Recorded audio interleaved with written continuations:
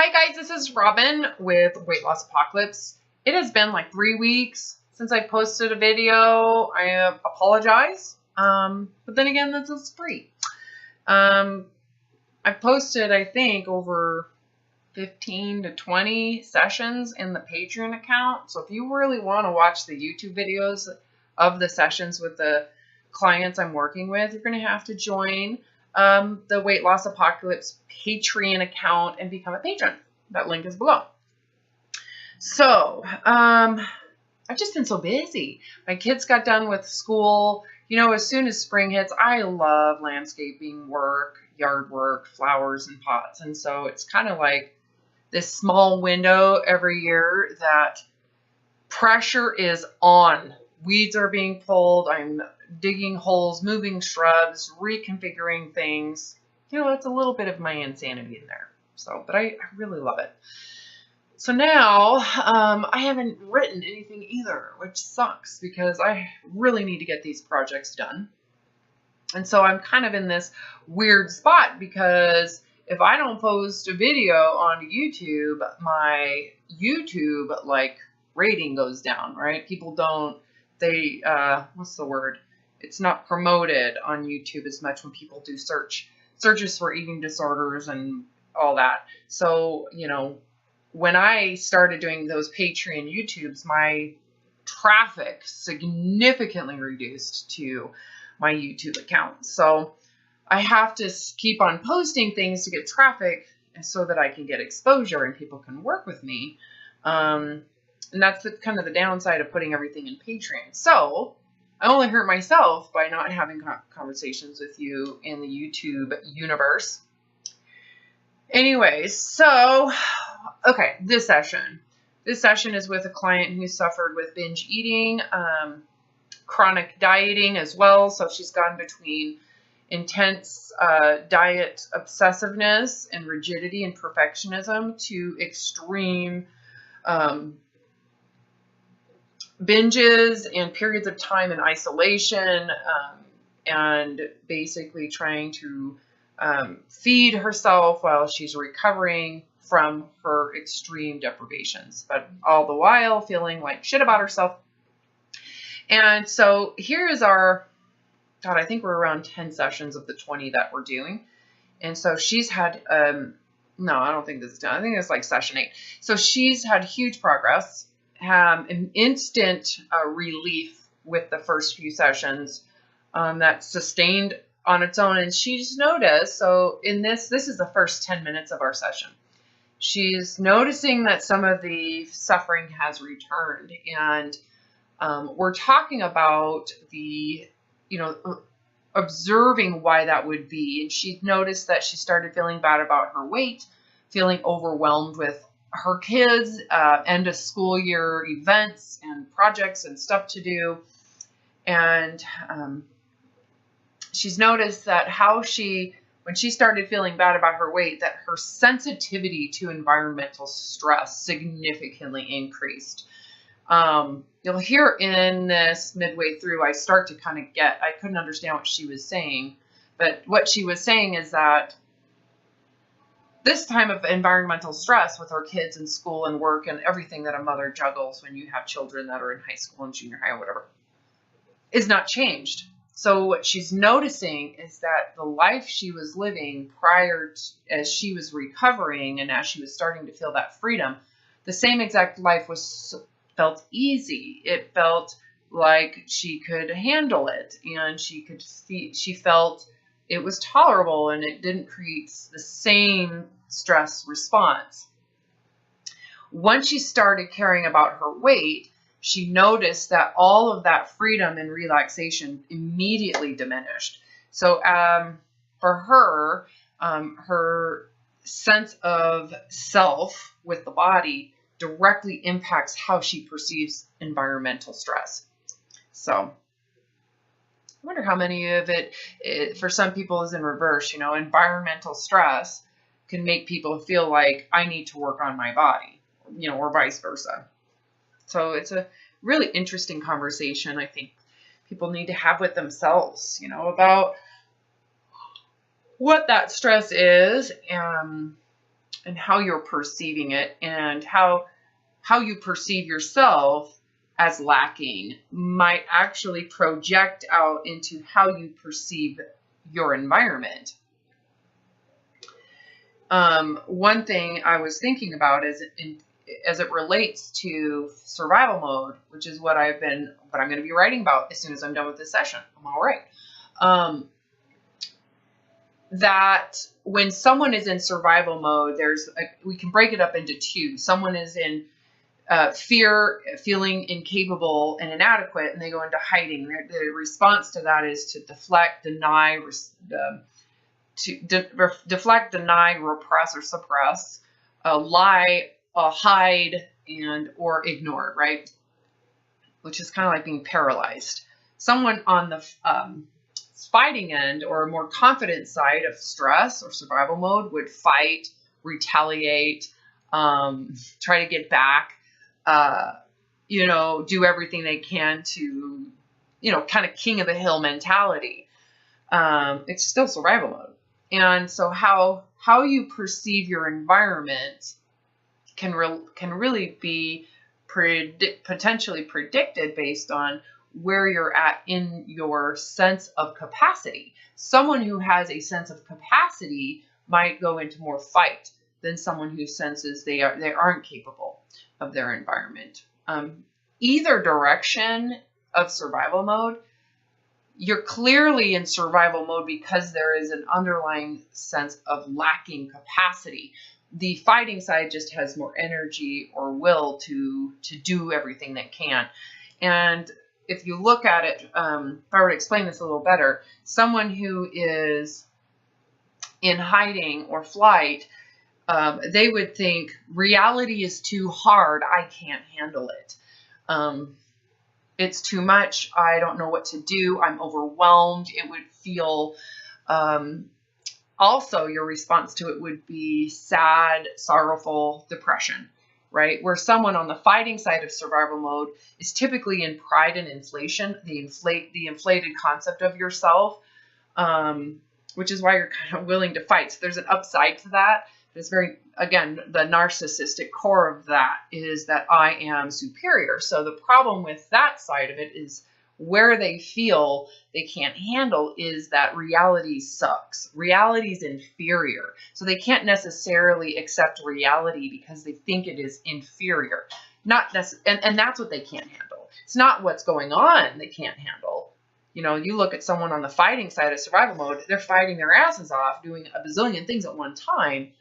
They just need the reaction to that work to be superior. So if reality shows up and it's average, they feel it is inferior, therefore they can't handle that.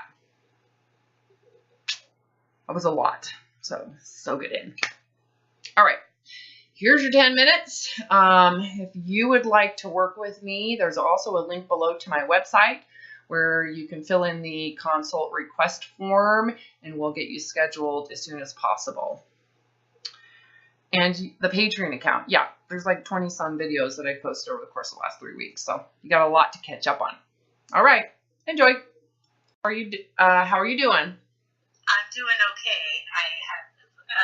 I was kind of feel like I, got a little overwhelmed this week and feel like I was slipping a little bit away from where I was at. Well, it's okay. Well, let's figure out what you're overwhelmed by. I mean, one way to look at this is to see that when, what is slipping away is your sense of ease and peace and calm, maybe.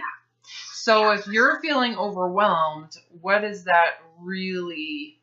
I mean, that's how it feels. Would you say physically that's a feeling?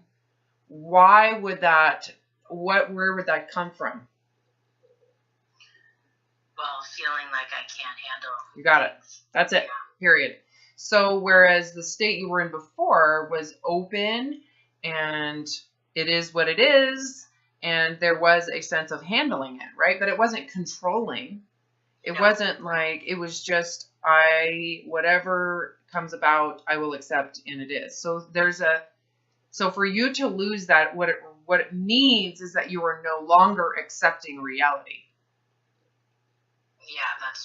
Yeah. Are you recording this? Yes, I am. Okay. We're a minute and 24 seconds into it. Yeah, for sure. I mean, I really felt like there was many points where I could have looked at what the feeling that came up for me, but instead of doing that, I just thought I'm going to put it on the back burner. Because I can't handle it. Yeah. Yeah, so that feeling of I can't handle it is where those coping strategies that we're wired to respond to, that's our animal lower brain. If you feel insecure, if you feel inadequate, if you feel like you can't handle something, ultimately it is a sense of threat that manifests, and our wiring from millennia of evolution is to do something about it. Yeah. Whether it's I'm going to fight this, I'm going to be angry, I'm going to be a victim, I'm going to hide, I'm going to avoid, distract, deny, pretend it doesn't exist, go into complete and total like, everything's great, when everything underneath it all feels shaken up, right? So that piece in it that you experienced previously was willfulness to be in reality as it is and just allowing it to be. But again, that comes from a sense of I can handle it. So the moment your belief in handling things went away, your coping mechanisms showed up. So it's actually a willfulness to accept reality as it is, despite feelings, or even though you have feelings of I can't handle it. It's like, even if I feel like I can't handle it, I will allow reality to be. Yeah. So there's your issue, is that you are not allowing reality to be. You have something to lose. What is it?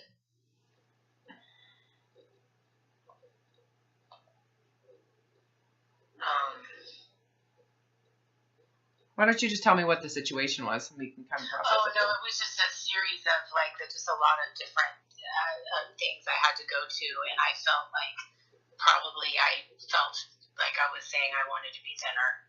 Oh, well, there you go. Uncomfortable. And I thought, I just felt like I had no time to myself this last weekend, so it's really hard for me if I don't have a few minutes to just kind of, so I felt like I let that just take over, and I was like, oh gosh, so yeah, I think that's what happened. All of a sudden felt like I was like, oh, I'm not liking this situation, Okay, so explain that to me again. So you had a lot of stuff going on this week. Yeah, just with my kids and the end of year stuff, and there was lots of activities and things, and I think I felt uncomfortable, and I started to go back into. Okay, you became a victim, is what you're saying. Yeah. Okay.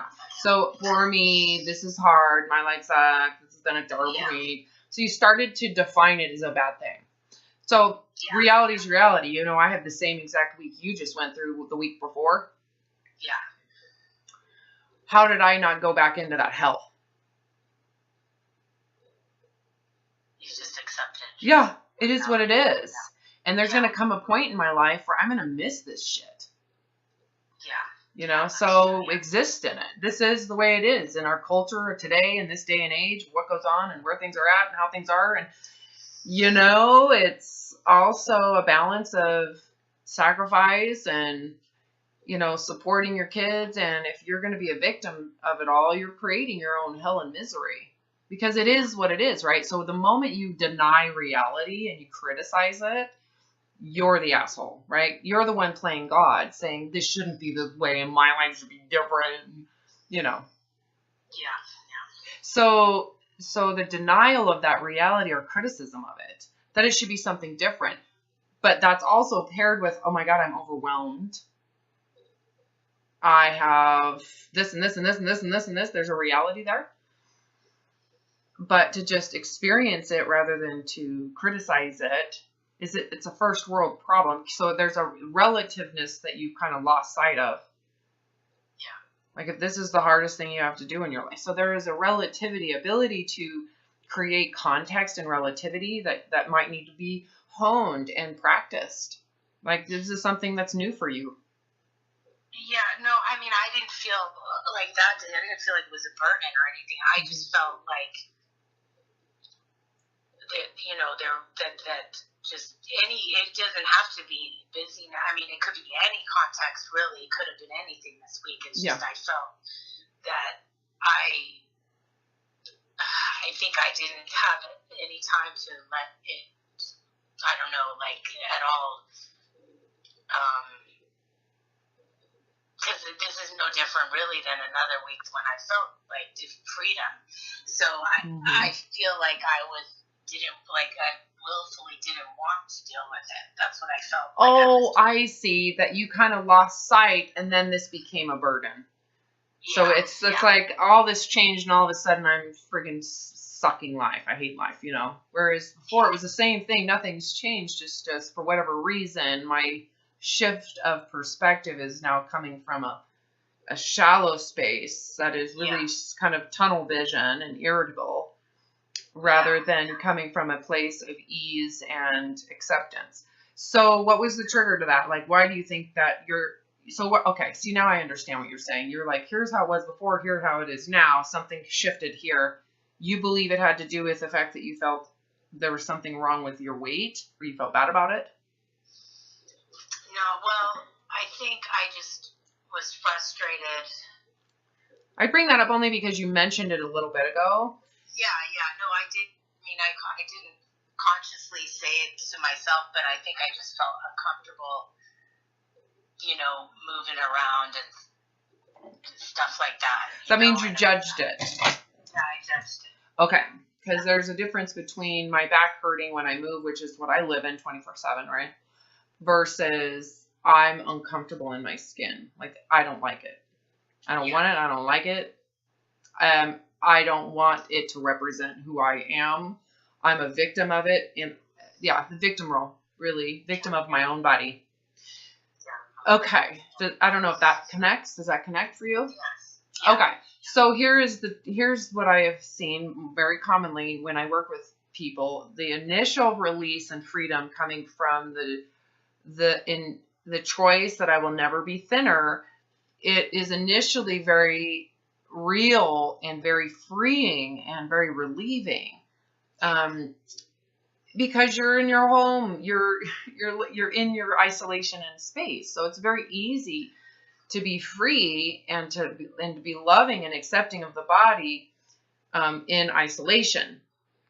The truth of reality is when you get into, and this is why I have people have the foresight to go, you got to be able to do this going on a cruise, being the mother of the bride or the mother of the groom. You got to be able to do this while you're dating. I mean, you got to be able, if you want this to be permanent, it needs to be permanent, not just in this moment while I'm isolated from reality and other people's judgments and criticisms, going out in public and trying to get dressed. Yeah. You got to be able to do it right now in every space, everywhere you go, going to graduation parties, going to events, going to your kids' school where all the other moms are there, and some of the moms are super hot and beautiful and wearing high heels and their makeup and their hair. You got to be your real self. Yeah. No matter what the environment is, no matter if it's pretentious and hooty-tooty or you're with a bunch of people who are homeless. Who are you really? Does being in an environment with a bunch of homeless people change who you are? Does being in a room full of pretentious a-holes who really think that they're better than you change who you are? Does any environment really change what the truth is? No. You got it. And you can't even, again, going into who am I, you can't even claim that. You're just experiencing consciousness of which you didn't create. You're just a witness of what's going on. And what you're doing is you're interpreting what's going on. Yeah, for sure. And how you're interpreting it, you got to wonder, what is the design you're using to interpret that your body sucks